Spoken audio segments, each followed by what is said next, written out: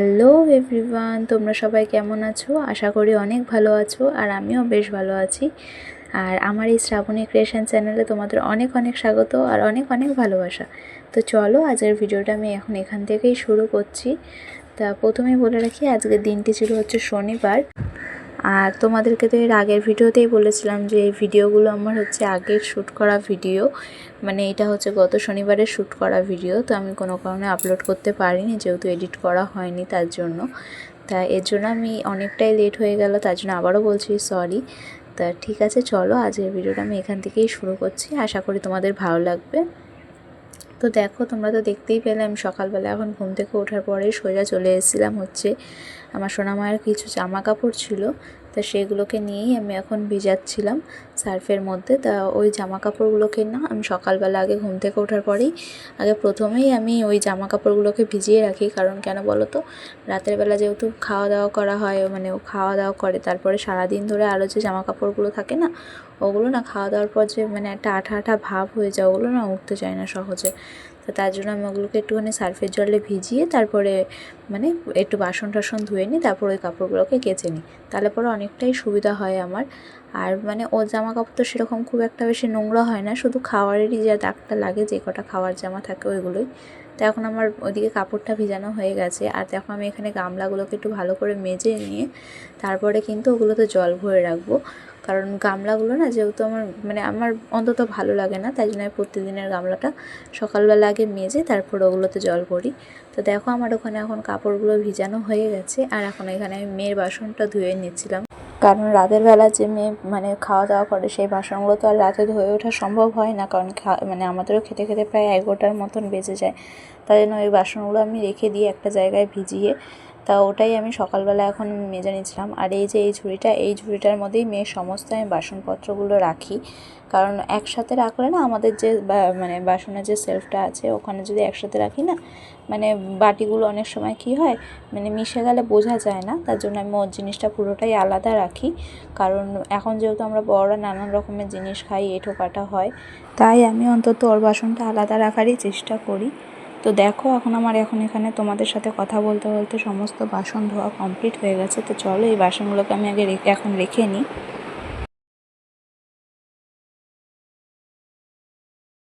আর তারপর দেখো আমি এখন চলে এসেছিলাম গ্যাসটা মুছতে।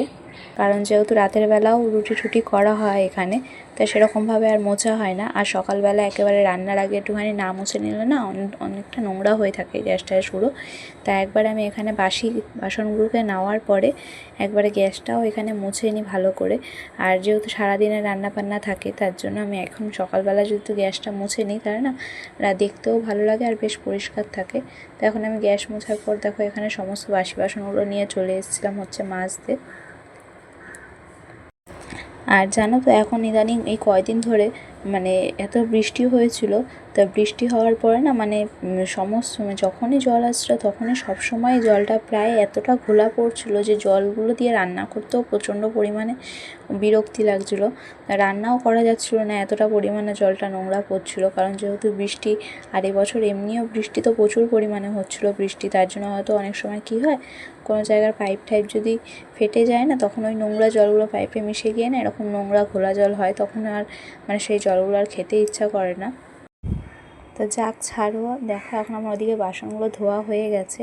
আর ওদিকে আমার শাশুড়ি মারও ঘরটা ঝাড় দিয়ে দিচ্ছিলো, এখন ঘরটা মুছে নেবে।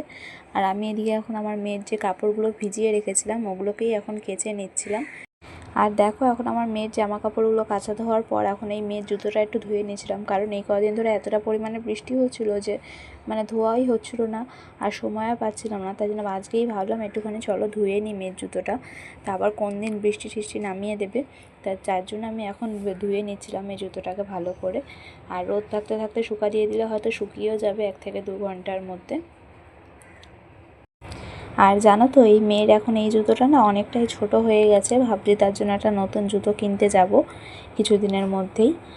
তো দেখো এখন আমার এখানে সমস্ত কাপড়গুলো কাচা ধোয়াও হয়ে গেছে, আর ওদিকে মেয়ের জুতোটাও ধোয়া হয়ে গেছে। এখন আমি এখানে সমস্ত জায়গাটা পরিষ্কার করে এখন গামলাটা ধুয়ে বসিয়ে দেবো সমস্ত জলগুলো ভরতে।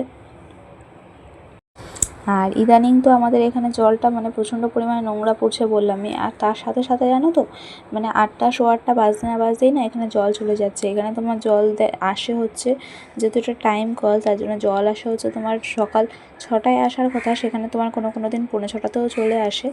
আর এখন যায় তো 9টার সময়, কিন্তু এখন ইদানিং দেখছি সোয়া 8টা এরকম সময় হলে পরেই জলটা চলে যাচ্ছে। তার জন্য আমি একটু সকাল সকাল উঠে এইগুলো করে নেওয়ার চেষ্টা করি, যাতে আমি জল থাকতে থাকতে সমস্ত কাজগুলো সেরে ফেলতে পারি। তো দেখো এখন আমার ওখানে সমস্ত কাচা ধোয়ার পর নাইটিটা যেহেতু ভিজে যায়, তাই জন্য আমি এখন নাইটিটাকে পাল্টে এখানে এসেছিলাম হচ্ছে চা করতে। তাই এখন আমার এখানে চা হয়ে গেছে। আর আমি কিন্তু সকালবেলাতে মানে স্নান করি না, একবারে সমস্ত কাজকর্ম হয়ে যাওয়ার পরে মেয়েকে স্নান করানোর পরেই স্নান করি। যেহেতু আমি পুজো দিই না, আমার শাশুড়িমাই পুজো দিয়ে দেয়, তার জন্য আমি সমস্ত একবারে তো মানে ঘুম থেকে ওঠার পর একবার বাসি আমার কাপড় ছাড়া হয়ে যায়। আর তারপরেও আমি যে বাসি কাজকর্মগুলো করি, যেরকম ধরো তোমার বাসন ধোয়া, কাপড় কাচা, এগুলো করলে পরে দেখবে মানে কাপড়টা ভিজে যায় অনেক সময় কাপড় টাপড় ধোয়ার পর। তার জন্য আমি আবার ওই কাপড়টাকে ছেড়ে আবার অন্য আরেকটা কাপড় পরে নিই, যেহেতু মেয়েকে ধরতে লাগে। আর ভিজা কাপড় থাকলে না নিজেরও পরে থাকতে অসুবিধা হয়, আর মেয়েকেও যেহেতু ধরা হয় তার জন্য ঠান্ডাও লেগে যেতে পারে, তার জন্য আমি কাপড়টা ছেড়েই নিই। আর এখানে দেখো আমার চাটা নামিয়ে ফেলেছি। তো দেখো তারপর চাটা খাওয়ার পর আমি আর মানে ক্যামেরা অফ করেই সমস্ত সবজিগুলোকে কেটে নিয়েছিলাম।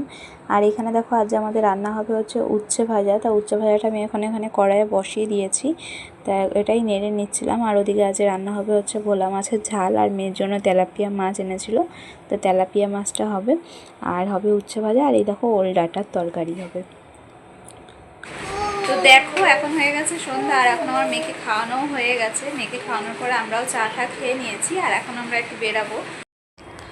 আর এখন দেখো এখানে হয়ে গেছিলো হচ্ছে সন্ধ্যা, আর এখন আজকে আমরা একটুখানি বেরাবো বলে রেডি হচ্ছিলাম। বেরাবো বলতে এই এমনি কাছে পিঠে একটুখানি ঘুরে আসবো, তার জন্যই রেডি হয়ে নিচ্ছিলাম। অন্যান্য দিন ওর বাবাই সোনামাকে নিয়ে বেরিয়ে যায়, তা আমি আজকে রেডি হতে চাচ্ছিলাম না, তাও ওর বাবা বলছিলো যে না চলো একটুখানি বেরিয়ে আসবো, দেখো মনটাও ভালো লাগবে। তার জন্যই আমি একটুখানি রেডি হয়ে নিয়েছিলাম, আর এখানে মেয়েকে রেডি করিয়ে দিচ্ছিলাম। আর জানো তো এই কদিন ধরে মানে কি হয়েছে জানি না, সেরকমভাবে ভিডিও করাও হচ্ছিলো না, আর এডিট করারও আমি সময় পাচ্ছিলাম না। তা তোমাদেরকে তো প্রথমেই বলেছিলাম, আর তার জন্য না ভিডিওগুলো একটুখানি মানে আধা কাপ ছাড়া টাইপের হয়ে গেছে। তা তোমরা একটুখানি মানে কিছু মনে করো না, আশা করি এর পরের দিন থেকে আমি ভালো করে ভিডিও দিতে পারবো। দেখো এখন আমরা রেডি হয়ে গেছি, আর এখন আমরা বেরাবো, তাই তো? এখন বেরো যাবে তুমি? আর তাহলে এখন আমরা বেরো যাবো। সবাইকে টাটা বাই বাই করে দাও। Bye bye. এটা ফ্লাইং কিস দিয়ে দাও। আমি দিয়ে দাও, আমি দিয়ে দাও ফ্লাইং কিস। ও বাবা।